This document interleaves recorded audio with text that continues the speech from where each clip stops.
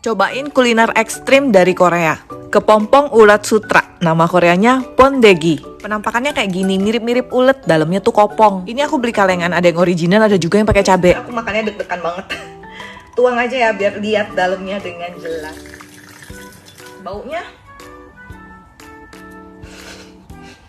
khas banget. Serem. Enggak. Dia kayak ada bau kacangnya gitu. Itu aja deh.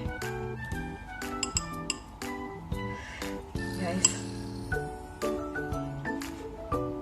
Ya bau kacang sih.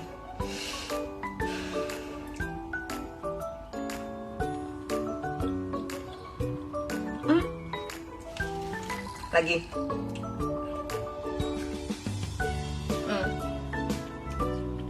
Waktu kamu gitu dia kayak meletus terus gitu. Rasanya tuh asin, gurih. Bener ada kayak bau kacang. Ada kayak bau tanah. Nggak ada bau amis sih. Oh ya kalau nanya halal atau enggak aku nggak ngerti loh ini. Aku Google dulu. Ulat sutra, siapa pernah cobain ini di Korea? Suka nggak?